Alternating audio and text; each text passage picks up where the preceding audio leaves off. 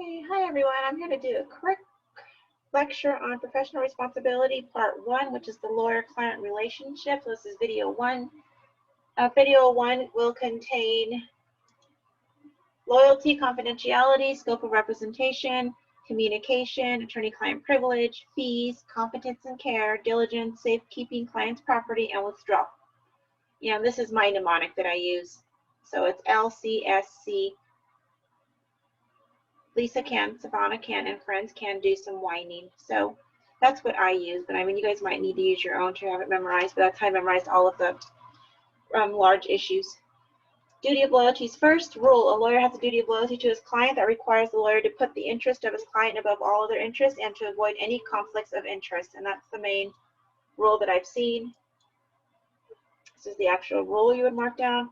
Now there's different kinds of conflicts of interest. So CCOI. Concurrent conflicts of interest. These are between current clients, between current client and another. Exists if there is a significant risk that the representative of one or more clients will be materially limited by the lawyer's responsibility to another client, a former client, or a third party, or by lawyer's own interest. And I'll go over all of those. Now, exceptions to conflict of interest, ABA only. A lawyer may still represent the client, so you write this down with your rule too. If he reasonably believes that he can still provide competent and diligent representation to each client, the representation not prohibited by law, and clients not directly adverse, and each client gives informed written consent. That's important too. That's for ABA. Exceptions to conflict of interest for California: informed written consent. Al can still represent. Written disclosure by lawyer to client about conflict. Written disclosure.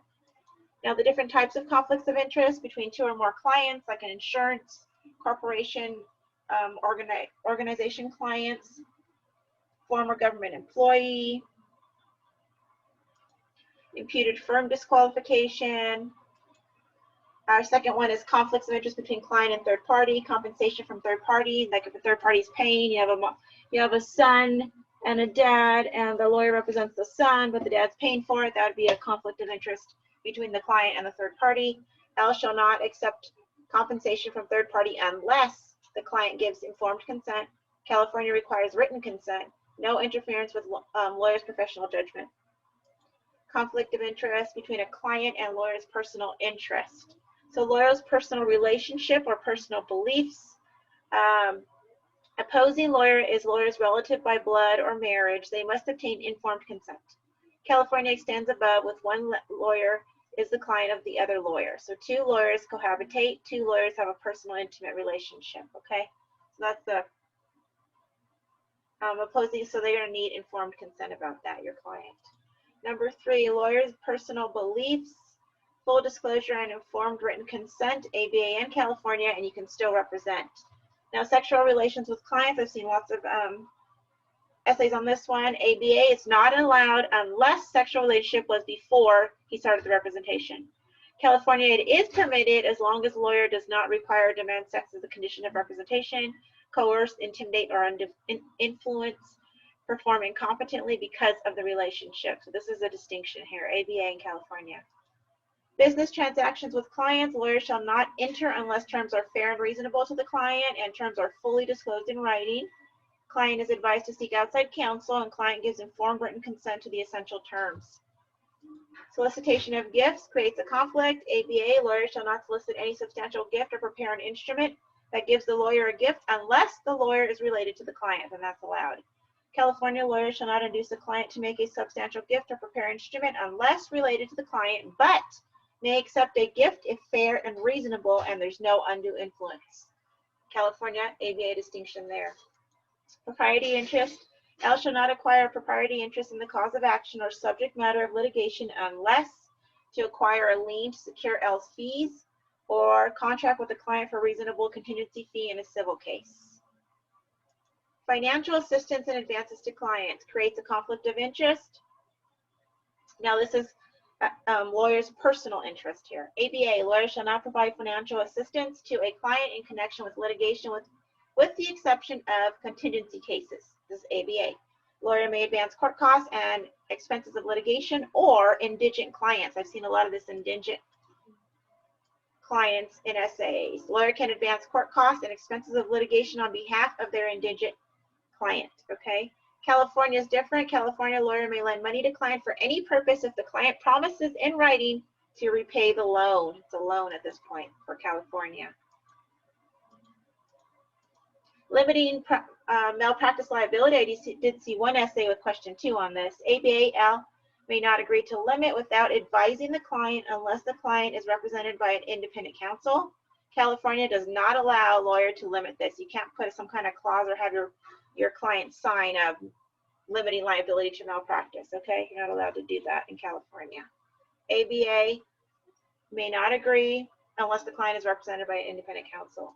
Duty of communication, going to duties. L shall promptly inform the client, keep him informed reasonably, promptly respond to client, and respond to reasonably requests by the client, and update him on the status of the case. Scope of representation, I've seen this a lot. The client makes substantive decisions, and the lawyer makes the legal strategies like motions and discoveries.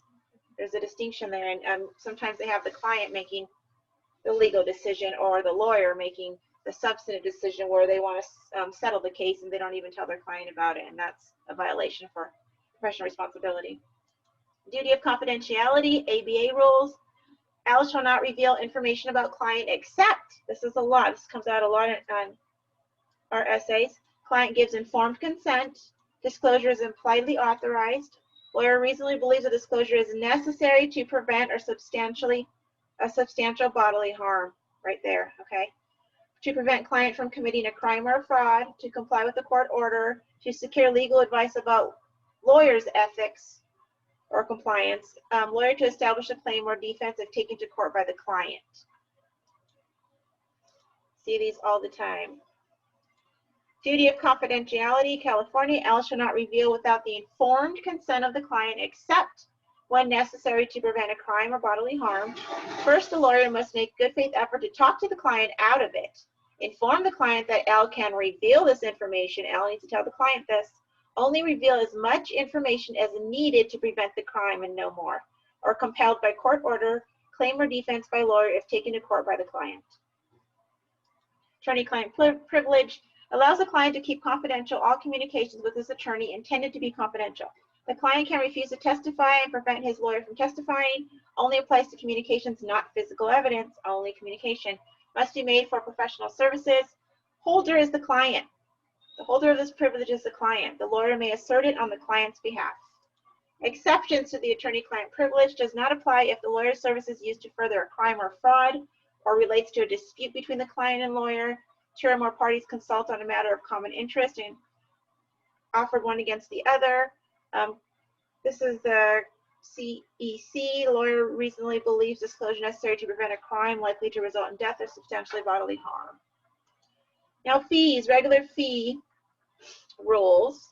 ABA general, reasonable fees consider time limitations imposed by the client, reputation and ability of the lawyer, nature and length of the relationship with the client, time and labor, amount involved and results obtained, whether the fee is fixed or contingent. California is not, fees cannot be unconscionable or illegal. Reasonableness. So basically fees need to be reasonable.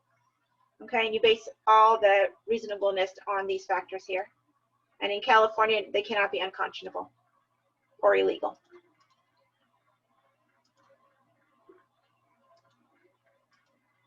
Fee agreements should state how the fee is calculated, the nature of legal services, and representation of lawyer and client. Writing required for the fees. ABA, there's no writing required for regular fees. California requires all agreements over $1,000 to be in writing. All fee agreements over $1,000 to be in writing. Unless the client is a corporation, it's made during an emergency, client waives it in writing, or services for previous client, which fee can be applied. Fee disputes, you go to arbitration. California requires lawyer to submit arbitration for fee disputes. ABA only encourages arbitration. Contingency fee agreement. CFA fee is a contingency fee agreement is dependent on the outcome. It must be in writing, signed by the client. Is for ABA. California needs to be signed by both the lawyer and the client, and each have a copy. State the method by which the fee is determined. State the litigation and other expenses to be deducted. So we have California and ABA here. Contingency fee continued. Domestic or criminal cases. Not enter a contingency fee in domestic cases or criminal law. That's for ABA. California allowed on a very limited basis in domestic case and only if it does not promote divorce. Distinction there. Fee splitting. ABA. Division of fees between lawyers who are not in the same firm may be made only if division is proportionate, client agrees and consents in writing, and it's reasonable. In California, division of fees between lawyers not in the same firm may be made if client consents in writing with full disclosure and they're not unconscionable. Fee sharing. A lawyer may not share fees with a non-lawyer. Finders, fees and gifts. ABA is not allowed. Lawyers shall not give anything of value to a person for recommending his services. California allows a lawyer to make a gift if the gift was not offered or given as a consideration for a promise. Duty of competence and care, legal knowledge, skill, thoroughness and preparation, reasonably necessary for reputation. California, L must not intentionally, negligently, or repeatedly fail to perform competent legal services. Distinction. Diligence, L shall act with reasonable diligence and promptness in representing client. Safekeeping property, I've seen this on an essay. L shall hold client's property separate from their own, client trust account, and no commingling of funds. California, L must keep records for 5 years. Lawyer must promptly pay client payment due. If there's a fee dispute, lawyer must send any money not in dispute to the client and leave the disputed portion in the trust account. Client's physical property, they have to ID and label it, put it in a safe place, maintain a journal, and no commingling with their own property. Now withdrawal, there's mandatory and permissive. Mandatory withdrawal, a lawyer must withdraw from representation when results in violation of ethical rules, the lawyer's mental or physical condition is impaired, the lawyer is discharged, or a lawyer knew or should have known there's no probable cause for this case. Permissive, a lawyer may withdraw if lawyer reasonably believes client's claim is fraudulent or criminal, or client used lawyer services to perpetrate a crime or fraud and other good cause. California can withdraw when client does not have good faith claims. California lawyer is unable to work with co-counsel. They're allowed to withdraw.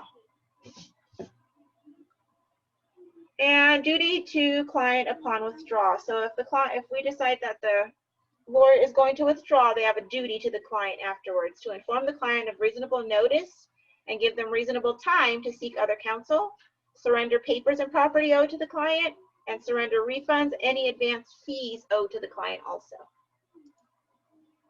So that's professional responsibility, part 1, loyalty, confidentiality, scope of representation, communication, attorney-client privilege, fees, competence and care, diligence, safekeeping, client property, and withdrawal. These are part 1. So these, we see these a lot, especially duty of loyalty, which is conflicts of interest. I will do video 2, which will contain professional integrity, and I'll see you guys on my next video.